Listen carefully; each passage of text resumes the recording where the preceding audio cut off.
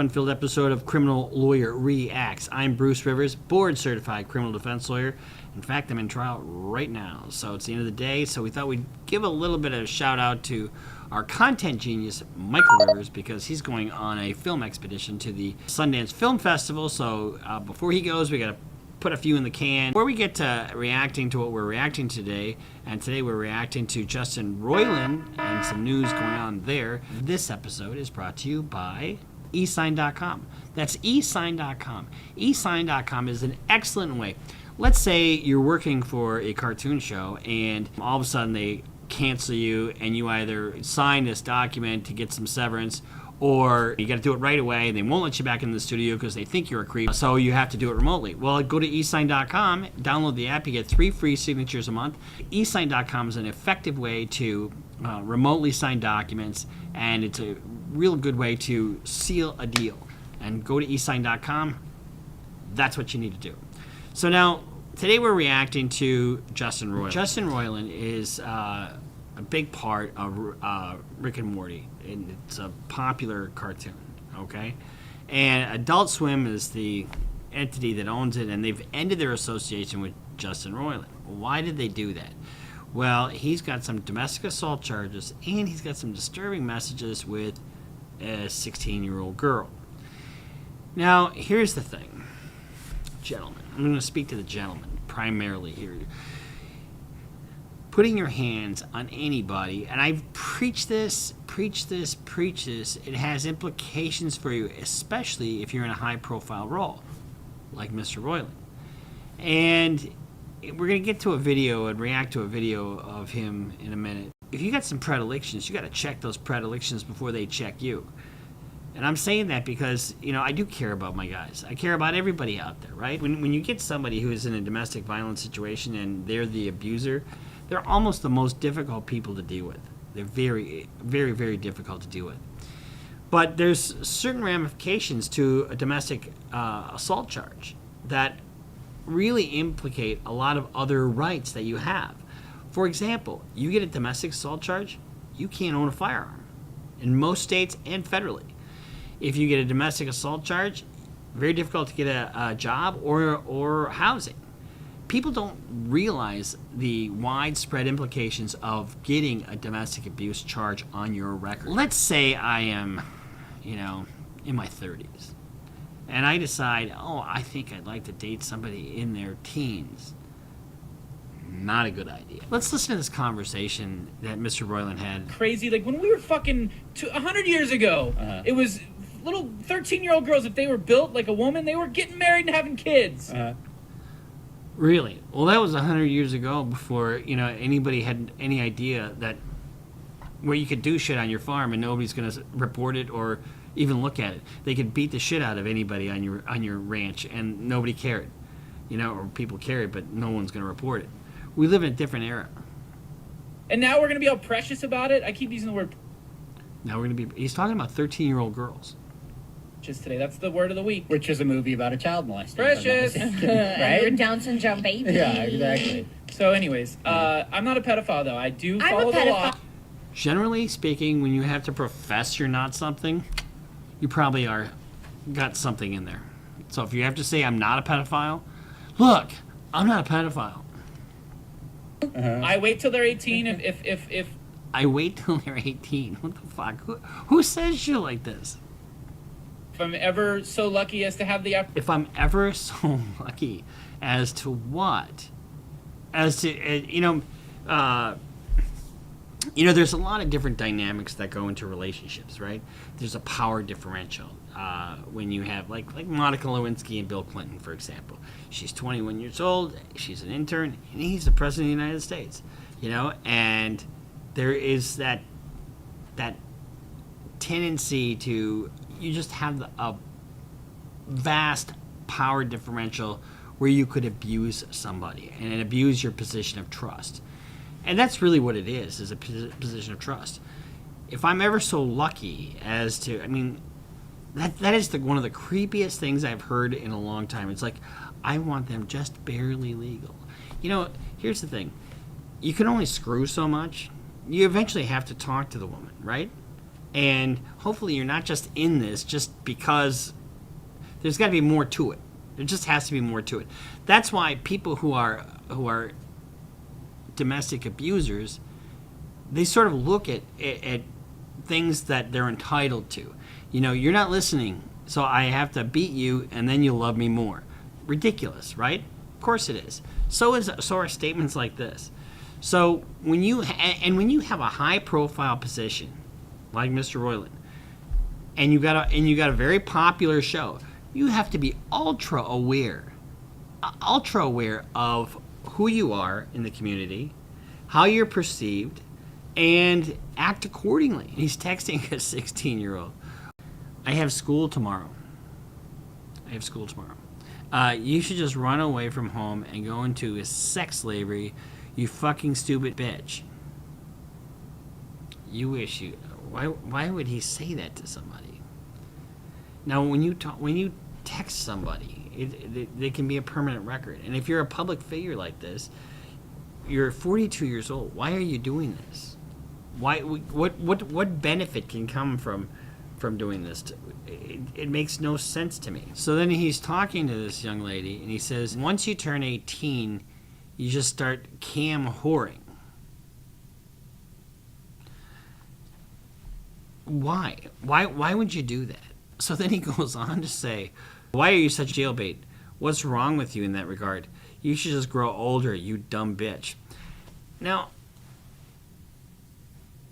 why would you call... Even if you thought somebody was a dumb bitch, honestly, why would you use that kind of language?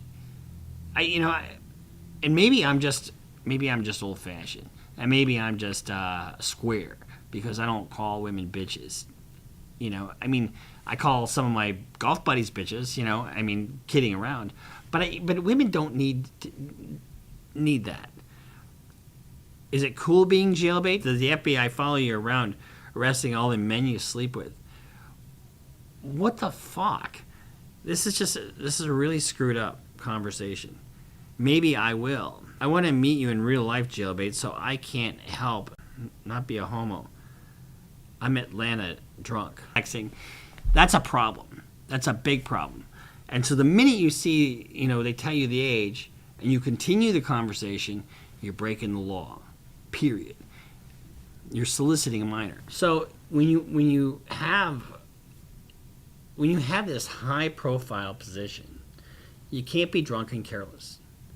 And that's what that was. My point number one is keep your fucking hands off a woman. There is absolutely no reason to hit a woman. Period. There's other... walk away. And any guys that say, "Oh, there's a situation where shut the fuck up." There's just never a situation where you put your hands on a woman. I'm old-fashioned. That's just a hard and fast rule for me, and guys should follow that rule. Because guess what? Even if you are justified, like in self-defense, that kind of stuff, you're going to jail. She's not going to go to jail. Secondly, if you are on the prowl, keep your chicks within your sphere. Keep them within your age group. You know, you don't sit there and think, "Oh my God, she's so hot. She's young." No, don't do that, because if they're underage, you are breaking the law, and it might not even be a real person. It might be a cop. I've had many cases where the cops pose, and there's no defense to it because they tell you what their age is. So, and then especially if you're one of these guys that have a higher profile position, especially when you've got a national show and now he's canceled. So he had the world by the balls, pardon the pun, and now it's gone. So my point is that be careful with what you do. Treat everybody with respect. Build a life that's the life that you want to lead, not the life that's going to lead you. All right? We'll see you next time here. Criminal Lawyer Reacts. This is just our reaction to Mr. Roiland and his predilections. And he's got some work to do. He's definitely got some work to do. We'll see you next time here. Criminal Lawyer Reacts. Make sure you subscribe. Follow us on Twitter. Follow us on Instagram. Shout out to JLap for our intro. Shout out to Percy Mack. Just one quick aside. We had a fan that I got a message from today, and she sang the outro. So Percy Mack, props to you because it was awesome. And sign up for Patreon. We'll see you next time here on Criminal. Hi, this is Bruce Rivers. Welcome to another fun-filled episode of Criminal Lawyer Reacts. I'm Bruce Rivers, board-certified criminal defense lawyer. And today we are reacting to the Kimberly Potter case. Now, the Kimberly Potter case was a Brooklyn Center, Minnesota police officer. Brooklyn Center, Brooklyn Park. I always get them confused. But anyway, she was a 26-year veteran of the force. She was a field training officer. On this particular day, she was driving with another officer who was in his second 4 weeks of training, who would happen to come from another department, and they pulled over Dante Wright. When they pulled over Dante Wright, they pulled him over for expired tabs.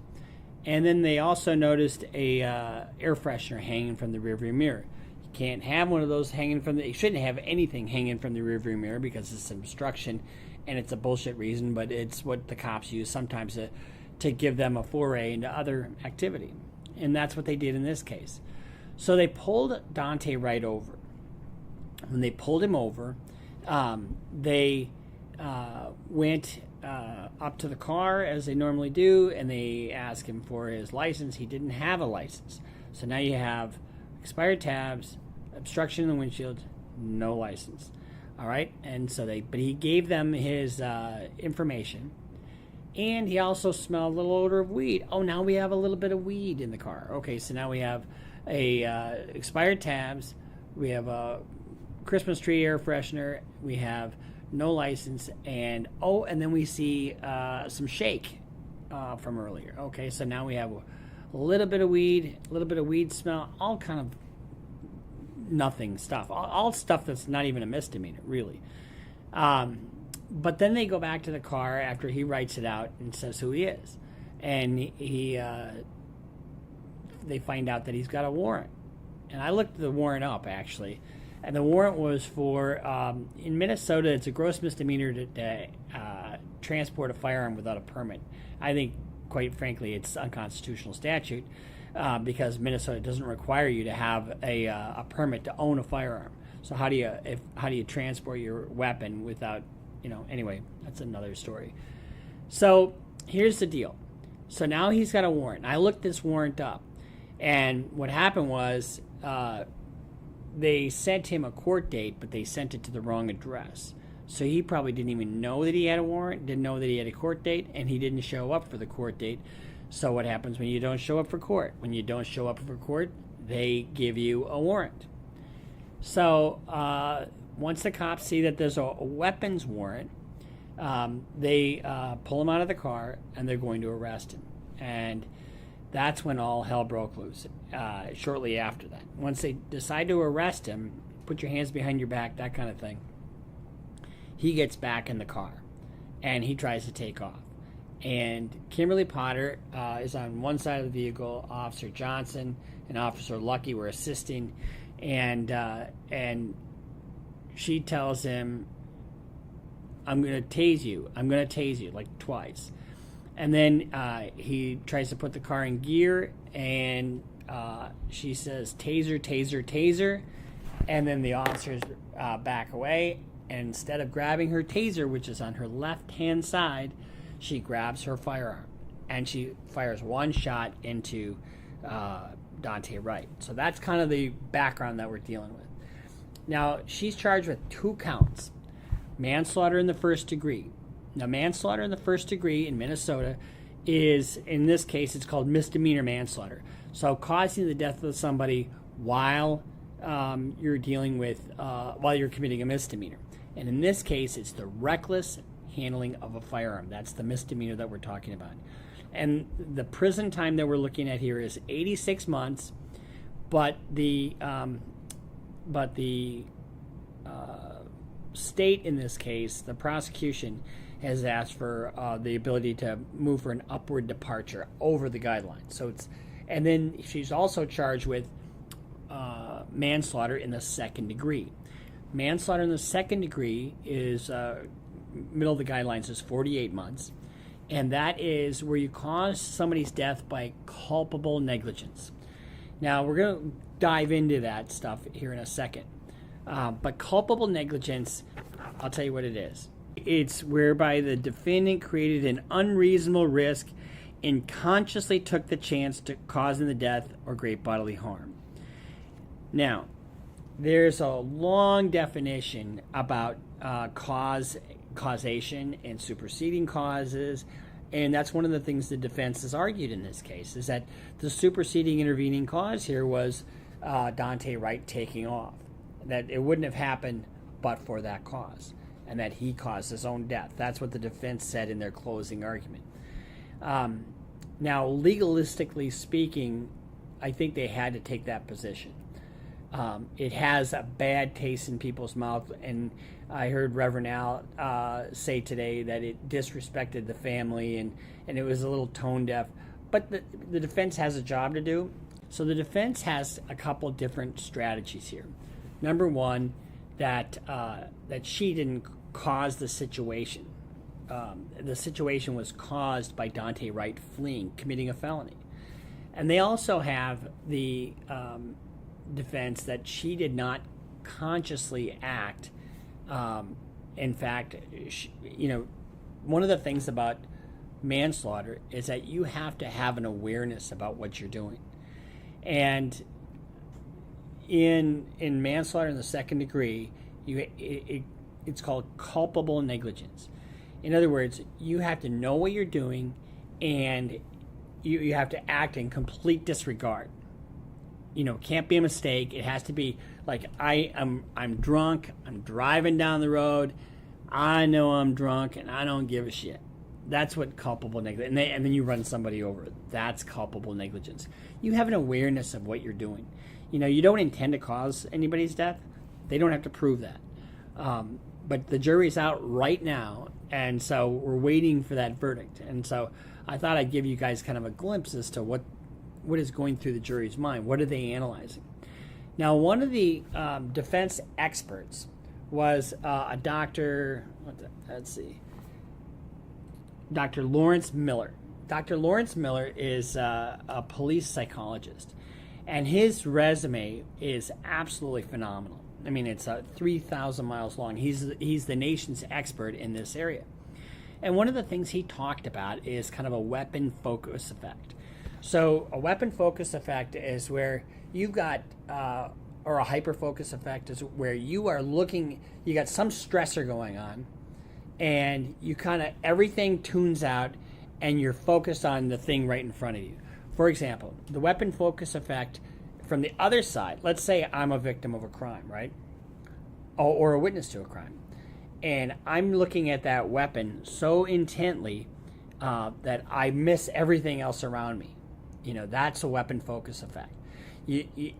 There is an experiment a psychologist did, and I want you to Google this, because when you Google it, you'll be phenomenally amazed by what happens.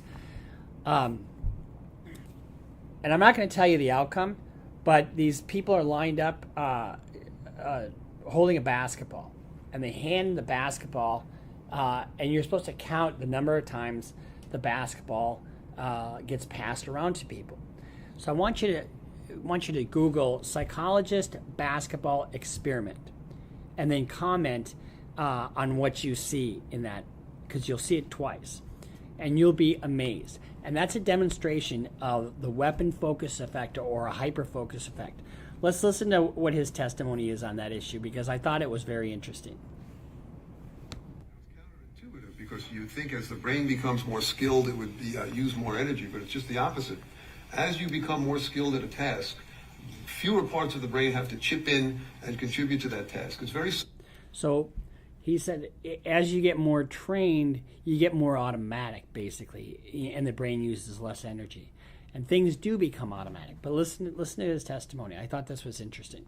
To, again, the car example, the first time you learned to drive a car, it was all systems on deck. You had to think about it. You had to use your vision, your audition, your every sense to try to figure out how to work that machine. And what happened was, over time, it became so automatic that the driving program under ordinary circumstances is now overlearned and routine. And the brain no longer has to work as hard to perform these skilled activities as it did when you first learned it. And again, that's what the brain wants to do. It doesn't want to waste any energy.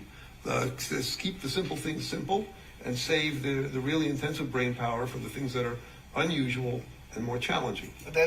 So now this comes into play where you have a stressful situation that requires additional thought, but you're on automatic pilot basically. And a couple of different examples that he has given is, for example, a surgeon. A surgeon grabs the wrong instrument in the ER, or does something that they normally wouldn't do in the ER and makes a mistake. Or an airline pilot, under a very stressful situation, pushes the wrong lever and kills a bunch of people, and it's because of the stress. Example in playing a musical instrument. Well, that's another good example. I mean, if there are any musicians in the room today, they understand that the first couple of times you're trying to play something, you wondered, how could anybody do this? Now, maybe a couple of years later in your practice, and it seems like what we call second nature. Well, the other thing that they talked about was weapon confusion. And so one of the things you have to do in looking at this type of case is, in terms of what the jury is going to be going through, is, did she act with deliberation? Did she act with a consciousness and that made her appreciate what she was doing at the time? Now, we're not going to play the video of Kimberly Potter because, out of respect for Dante Wright's family, I think, they don't need to have this plastered anymore and I'm more into the legal stuff anyway, not the sensationalistic killing of a young man. I mean, he did not need to die at this. But if you watch Kimberly Potter's reaction right afterwards, first of all, she shoots him once. Second of all, she goes down and sits on the ground, and she's beside herself with grief. She clearly, and here's the other thing. In 26 years of being a police officer, she's never fired her weapon. She discharged her taser maybe, and not discharged, but unholstered her taser maybe once. My guess is that she's a field training officer and has gone through a lot of training, but not somebody that practices a lot.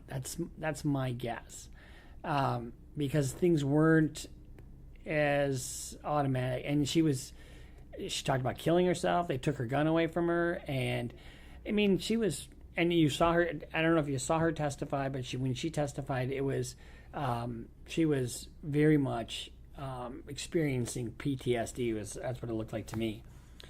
So let's kind of go through a couple other things really quick, and I'll just show you some other highlights from the trial, just with regard to her testimony. Now, the prosecutor in this case, I don't know this prosecutor. I've never tried a case with this prosecutor. And so I thought she was gratuitous and mean. And she did some things I think she just didn't need to do. The two lawyers that are trying this case for the defense, Paul Eng and Earl Gray, are good friends of mine. I know them very personally. I'm a defense lawyer, so I have a little bit of a kind of in the fight kind of mentality a little bit about this case, in the sense that I look for defenses because that's my nature. But it's really sad that this guy died. He did not need to die. And is she responsible? No question in my mind. She's civilly responsible for sure. But whether she's criminally responsible, this is the kind of stuff that the jury's going to go after. So let's take a look at some of, we're not going to play it all, but we'll look at some highlights from Kimberly Potter's direct examination and cross. Okay, Ms. Potter, on the screen we have Exhibit 13 at 2:01:48. I'm going to slowly advance the frames and then pause it periodically.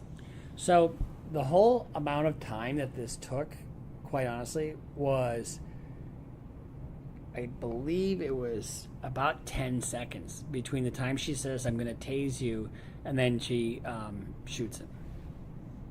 And then the prosecutor, frame by frame, by frame and really slow, when in actuality it was in an instant. That was a big point that the defense made in their closing.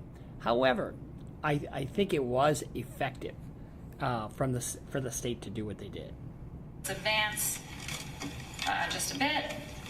Okay, stopping right there. At 2:01:48, do you see yourself here taking a piece of paper in your left hand? Yes. All right, now advancing to 2:01:49, please. And he shot at, is it 2:01:49? He shot right around 2:02, so that about 11 seconds later is when he shot. It's really misleading to the jury, honestly, when you slow things down this slow. But it gives you a perspective, and it lets you overanalyze. Now, one of the things that the jury was instructed on is the perspective that you need to have isn't hindsight. It's the perspective of the officer in the situation at the time. So let's just talk about the law real quick, and then we'll go into the closings. So the first degree manslaughter. First, the defendant recklessly handled the use of a dangerous weapon. A person acts recklessly if the person acts in willful or wanton disregard of the safety of others. So that means that's not just that, it's not just that she grabbed the wrong gun, grabbed her firearm as opposed to her taser. It's willful or wanton. That is completely different.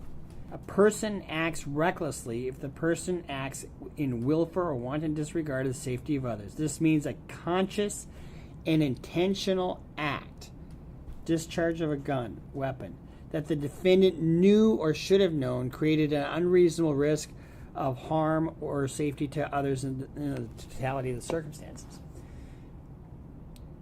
Now, the prosecution is resting on that other part of the statute, the other part of the definition that says should have known. And should she have known? Probably.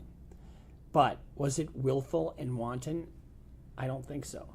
It's up, but it'll be up to the jury. And this is the kind of stuff that they've been deliberating for what? About 8 hours now. And I do have a bias to the defense in every case. That's just where my DNA lies. But one of the things she talked about in her closing argument is the defense taking you down a rabbit hole of misdeception and trying to tug at your heartstrings because, one of the things that the defense did is they brought some character witnesses, say what a lawful and truthful person she was, and a peaceful person. And no one's questioning that. And those witnesses are there to get you to allow you to know who she is as a person.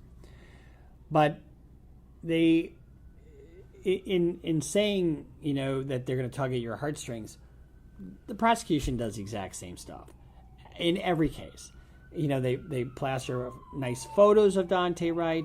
They talk about, he won't be able to do this tomorrow. And it's effective. It is absolutely effective. Now, Earl Grey he's been around a long, long time, and he's won a lot of cases. Very successful lawyer, very well thought of, but he's got his own style. I could not copy his style to save my life. He's a very successful, but he's a little like a bull in china shop, and he's doesn't have a smooth political demeanor, in other words.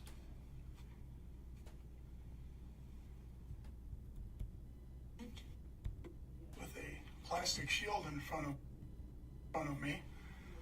Before, this will be a first argument or summation, some people call it. And their argument that we might run you down a rabbit hole of misdirection. Rabbit hole of misdirection. That's what they said. Playing the video, not at the right speed, where it showed chaos, playing it as slow as possible, showing photos, that's the rabbit hole of misdirection. So the first thing he does, which I like, is he comments on the prosecutor just up front. This is why you shouldn't believe their message, and I think that's effective because it's like, Make no mistake about it. Kimberly, Potter, Johnson, Lucky, and Wright were fighting, struggling, and it was in seconds that happened, not slow motion. So when you go into that jury room, play it like it's supposed to be played, not a rabbit hole of misdirection. so it'll be interesting to see how this case comes out. I'm not going to guess here on how it's going to come out because I don't know how it's going to come out. I think both sides have got good arguments. And it's really, this is one of these cases where there's no question as to what happened. Zero. There's no dispute that Kimberly Potter shot Dante Wright. No question. There's no dispute that he had a warrant. There's no dispute that they had probable cause to pull him over. There's no dispute about any of the facts, really. It's just the dispute is about what does it mean. And that's where a lot of these cases that go to trial, when you go to trial, they go to trial based upon, we all agree on what the facts are, we just don't agree as how the law is applied to those facts. And that's what you have with a jury. A jury will sit and listen to the facts, and they're a judge. They're a judge of the facts as they're applied to the law.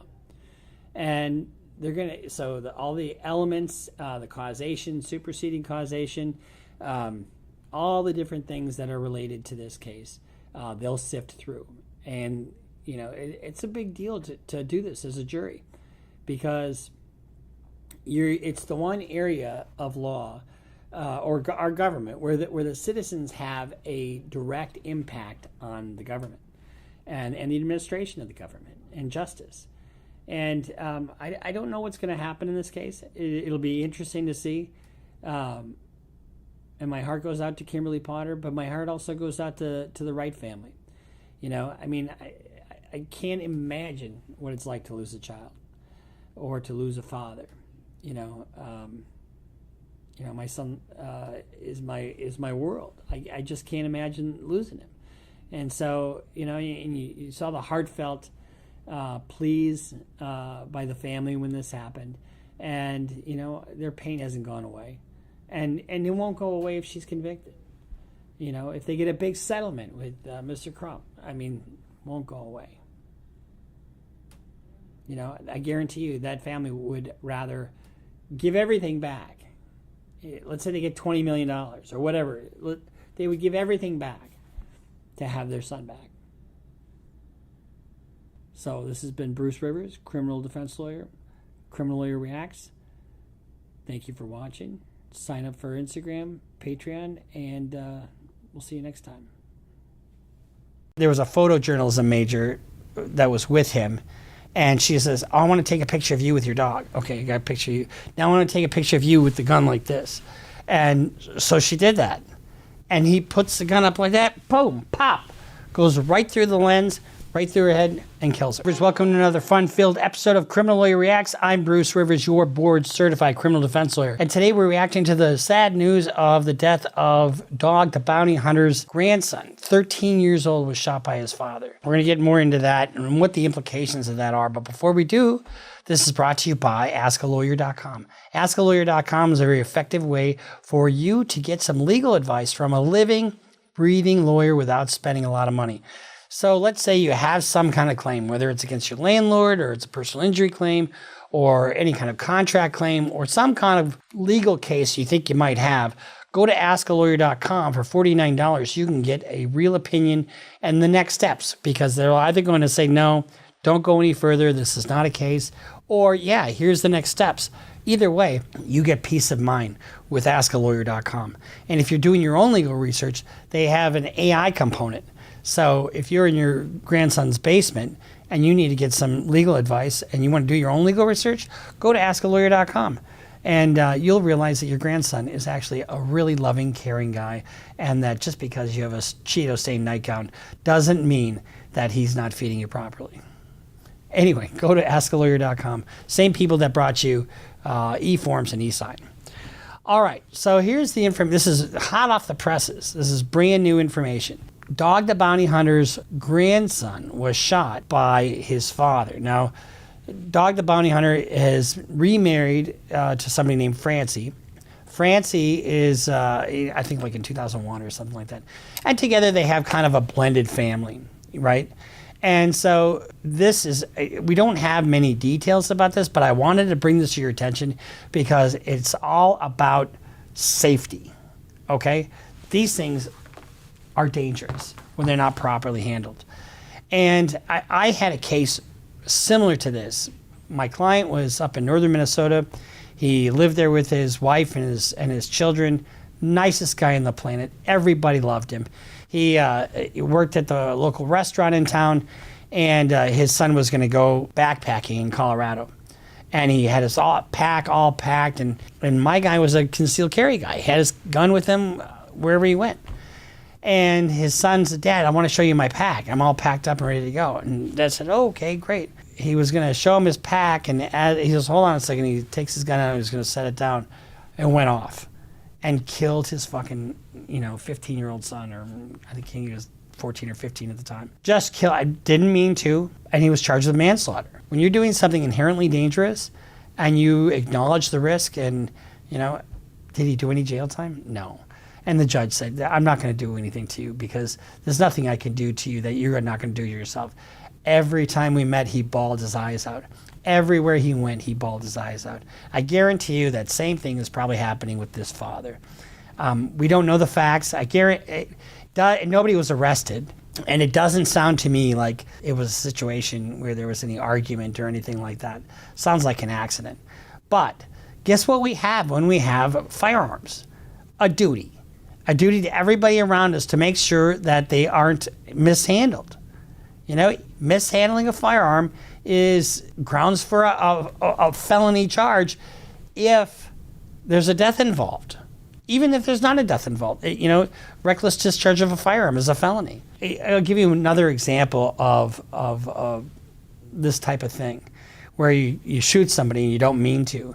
My office partner, who's now deceased, Joe, he had a case up in northern Minnesota, Senator Lassard's son, who was a police cadet at the time. And they were up at a cabin, and there was a photojournalism major that was with him. And she says, "I want to take a picture of you with your dog." "Okay, I got a picture of you. Now I want to take a picture of you with the gun like this." And so she did that. And he puts the gun up like that, boom, pop, goes right through the lens, right through her head, and kills her. Well, what should he have done before doing that?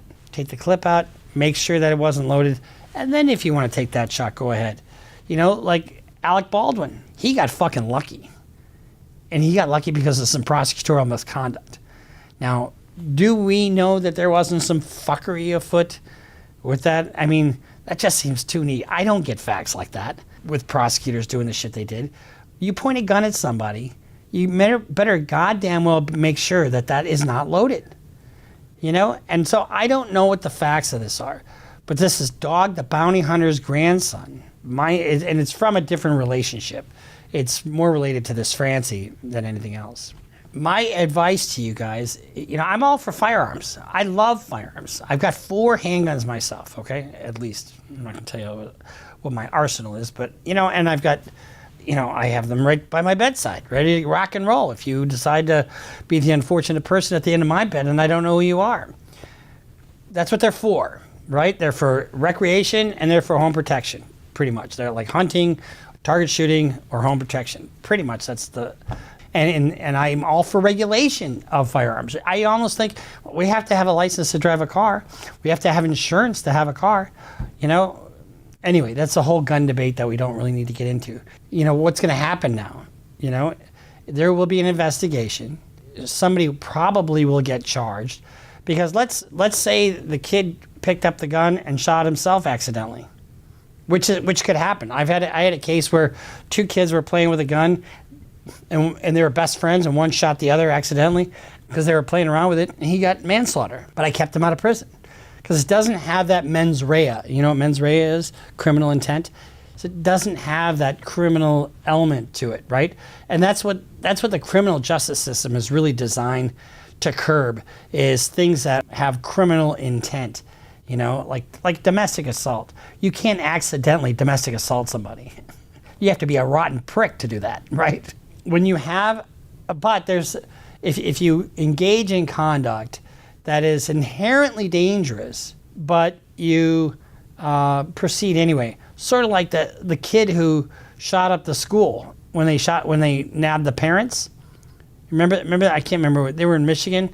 I can't remember what their names were, but they did that to those parents because they put the ball in motion and didn't give a shit about what was going to happen. They probably gave a shit, but they didn't really give it the attention it deserved. And so when you do stuff like that, like you drive with your eyes closed down a sidewalk filled with people, you're not meaning to kill anybody, but the odds of killing somebody is pretty high.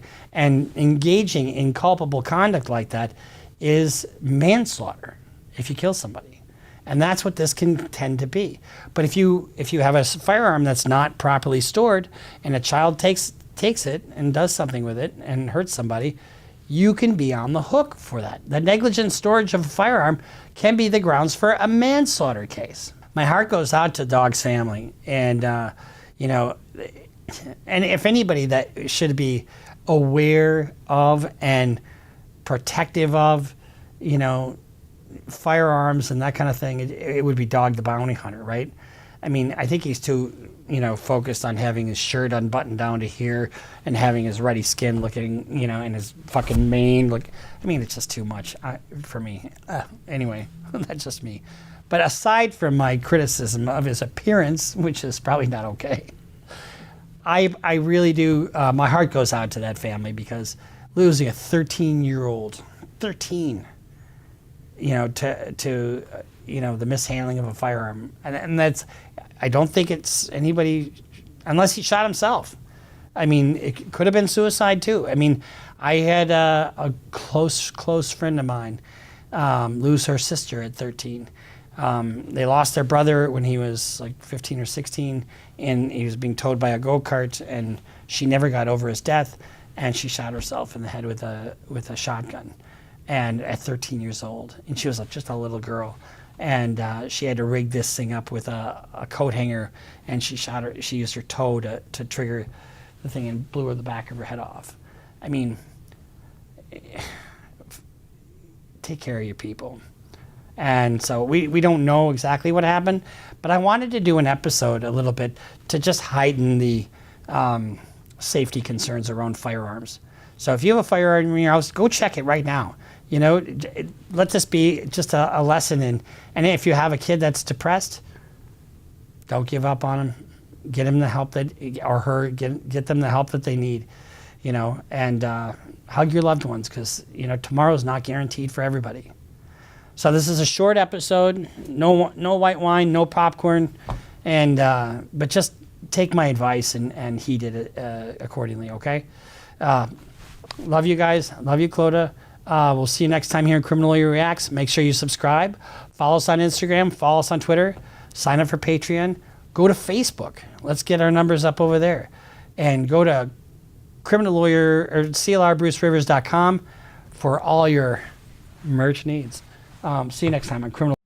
That's his shtick, right? I mean, he's treating this like a campaign event, really. He really is in jeopardy of losing everything. Hi, this is Bruce Rivers. Welcome to another fun-filled New York edition of Criminal Lawyer Reacts. I am reacting today to the Trump fiasco that's going on in New York right now. This is the civil trial regarding Trump. So much to talk about. Here's the deal. Anybody that would have the trial schedule that Donald Trump has, even if you're just, this is like a public defender schedule. Let me just give you an example. Public defenders usually handle between 300 and 600 cases a year. I handle between maybe 60 and 80, if that. I can put a lot more. He has got case after case after case after case. He's going to be in trial. So before we get into the breakdown of everything that he's looking at, this is brought to you by eSign.com. eSign.com is a very effective way to remotely do business. For example, if you had a case, say, in New York, and a case in D.C., and another case in D.C., and another case in Florida, and a couple other cases that are on their way, and other cases that you can't even mention, you got to send out documents all over the place, whether it's for requests for records. You can all do it by eSign. eSign.com is a very effective way to remotely do business. You download the app, you get 3 free signatures a month, although I think Trump is going to need more than that because he's got so much more stuff going on. I use it all the time when I bring somebody into the office or they can't make it into the office. Power of attorney, any kind of a document that you need signing, you need to sign it quickly. What do? You go to eSign. So let's get into Trump. He just attacks. And he never deals on anything with substance. Right now, he's going through this trial. I didn't realize this, but this trial is going to last into December. Letitia James, the Attorney General of New York State, is seeking $250 million plus regarding fraud and deceit by Trump by overvaluing and undervaluing his assets. Why would he do such a thing? Have you ever heard of a Ponzi scheme? A Ponzi scheme is, I take the money from this guy, use it for my own purposes. Now I don't have that money. So I take money from this guy and it's more money. So I keep some of it and then I give that back to this guy. So this guy thinks he's gotten paid, and he has gotten paid and he made a return on it and he goes and tells other people. And so now this guy's money is no longer there and you keep shuffling it around and pretty soon you run out of people. That's what happened to Bernie Madoff. Trump is sort of doing that, only not with people. He's doing it with banks. So one of the things that Trump has done is he's inflated the value of his assets for loan and insurance purposes, right, to get a better rate on loans and actually to get more money because he lives on loan. And then he devalues it for tax purposes. Here's the other thing. Let's take a little clip from a deposition of Michael Cohen. And you can see why he does what he does. Seven Springs. How would the Trump organization value that asset for the SOFC? For what year? 2000. I mean, it's a general question. It's frankly not per year. It's okay. They have a process. What was the process?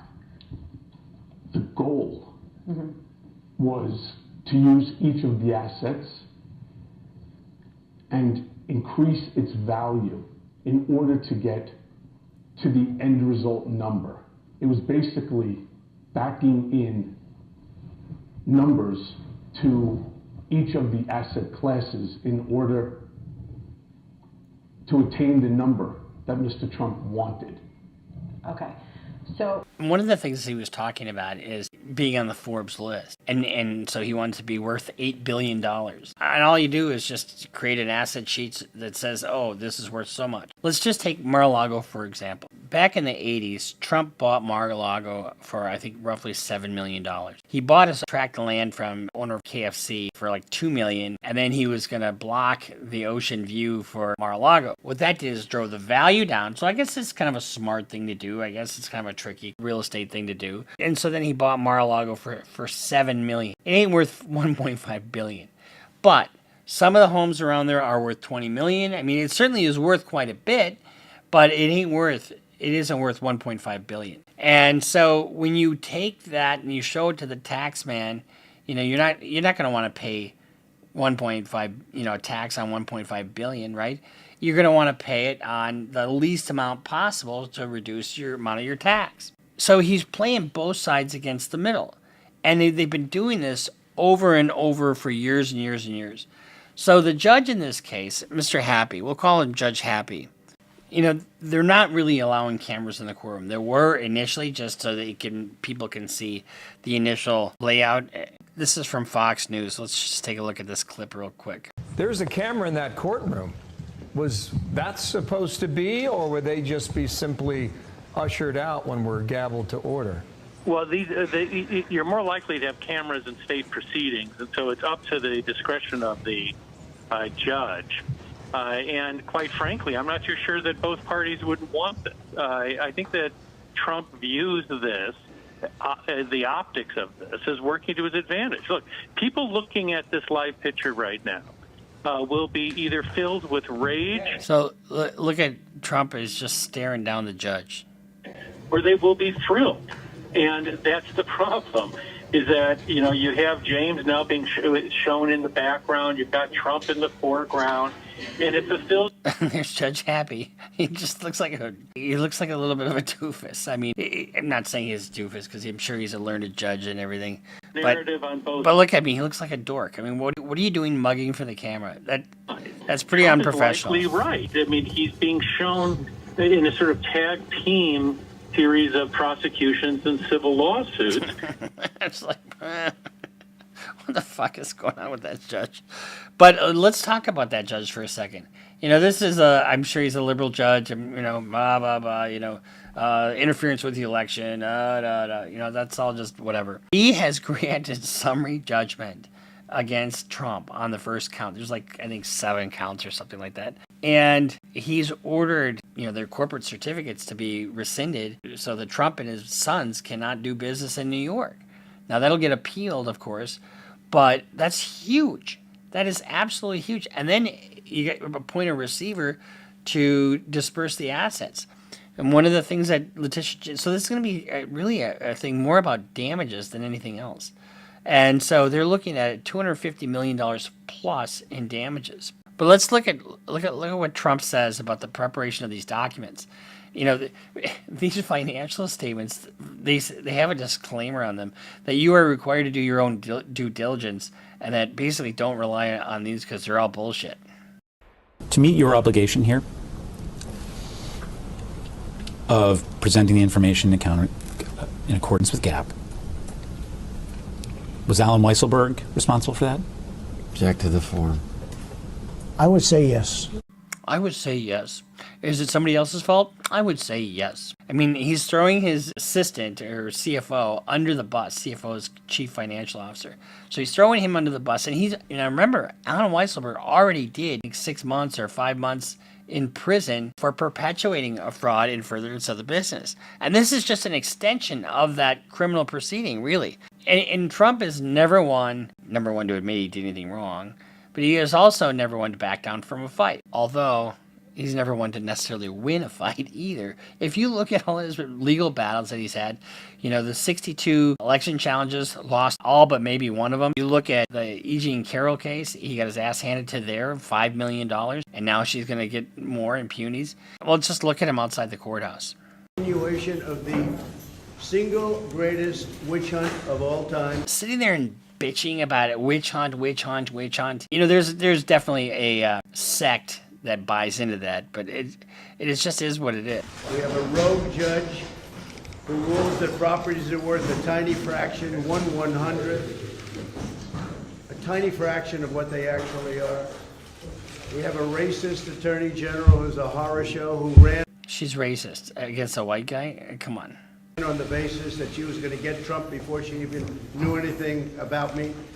She used this to run for governor. She failed in her attempt to run for governor. She had virtually no polling. How does her running for governor have anything to do with what we're dealing with here? It has nothing to do with the substance. She came back and she said, well, now I'll go back to get Trump again. And this is what we have. It's a scam. It's a sham. It's a scam. It's a sham. It's an all-around flim-flam. Here's the thing. Here's the thing. I say that way too much. Rarely does one side get what they want in terms of a summary judgment motion. Summary judgment is where, usually Rule 56, and it means that there's no genuine issue of material fact. What that means is that the evidence is so overwhelming, one side or the other, that it's so clear that there really isn't any dispute here. And so what the judge basically said in his ruling is that, look, the evidence is overwhelming. We're going to disgorge you of your ill-gotten gains. We're going to ban you from doing business in the state of New York. Go appeal me. Just so you know, my financial statements are phenomenal. Phenomenal. They are actually less in terms of the numbers used than the actual net worth. The actual net worth is substantially more. So, I mean, he's why would you do this? I mean, he's sitting there. You can use these statements in court against him. So there's substantially more. And you'd have to back that up. No bank was affected, no bank was hurt. They don't even know why they have to be involved. And they've He has declared bankruptcy how many times? so testified. They can't believe that they're involved because they were paid back on time, there were no defaults, there were no problems, and it was like a perfect client. In the meantime, people are being murdered all over the sidewalks of New York. Okay, now, the Attorney General's office has nothing to do with those street crimes. There was no victim here. The banks were represented by the best, biggest, most prestigious law firms in the state of New York, actually in the country. Some of the biggest and best law firms, in all cases, the biggest and best law firms. That's who represented them. The banks got back their money. Again, there was never a default. There was never a problem. Everything was perfect. There was no crime. The crime is against me because we have a corrupt Now, in every scenario, he paints himself as the victim. Every single scenario. And he says, he'll say, if they can do this to me, they can do this to you. So you need to be on my side. district attorney, but we have a corrupt attorney general. And it all comes down from the DOJ. They're totally coordinated this in Washington because I'm the leading candidate. I'm leading. Okay, now it's DOJ, and DOJ's got nothing to do with this. That's the Department of Justice. Leading Biden by 10 points, and I'm leading the Republicans by 50 and 60 points. That's pretty much, they say, over. I never accept that, but they say it's over. I don't know.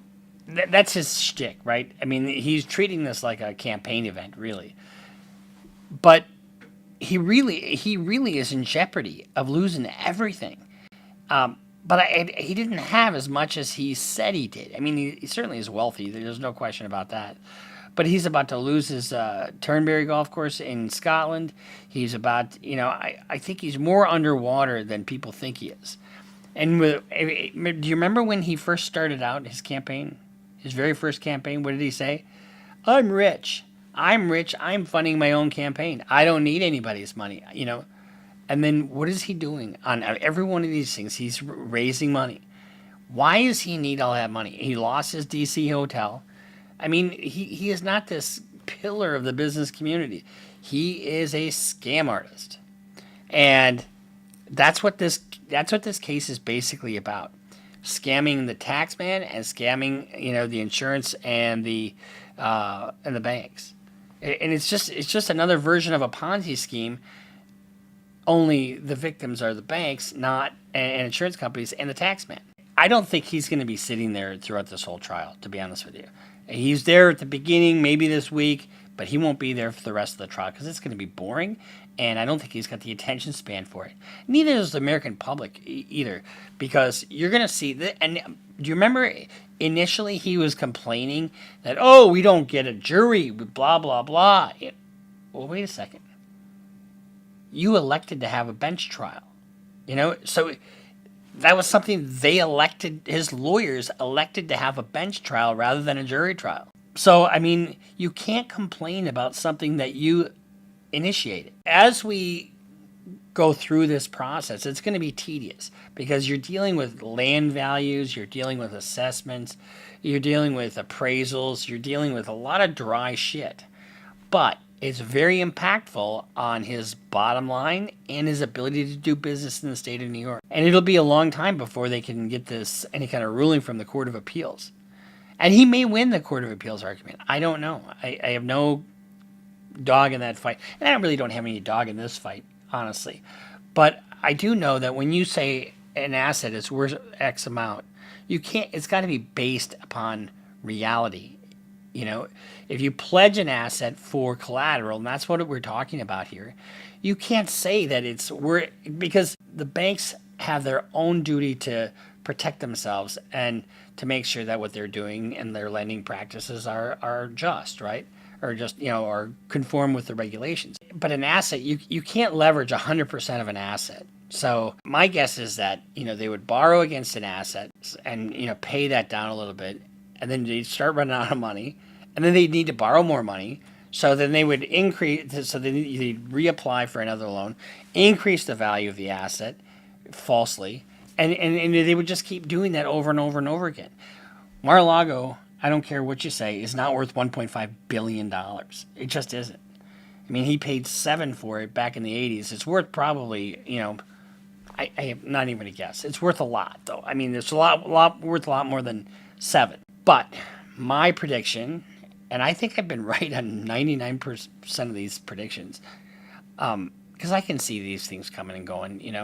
He's going to lose this and lose big, and he's going to owe a shit ton of money, and they're going to liquidate a bunch of his assets to satisfy that.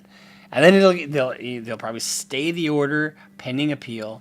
But I'd be shocked if this wasn't upheld. So we'll see you next time here in Criminal Lawyer Reacts. This is our reaction to Donald Trump and his civil trial. Now remember, he's got the Manhattan DA after him for fraud case. He's got 2 cases in D.C. He's got the document case in Mar-a-Lago and the January 6th case. And then he's also got the Georgia election interference case. He's got a lot on his plate. 91 counts he's been indicted on. That's an insurmountable. The amount of money that's going out in attorney's fees is remarkable. And it's all from donors. He's not paying for that himself.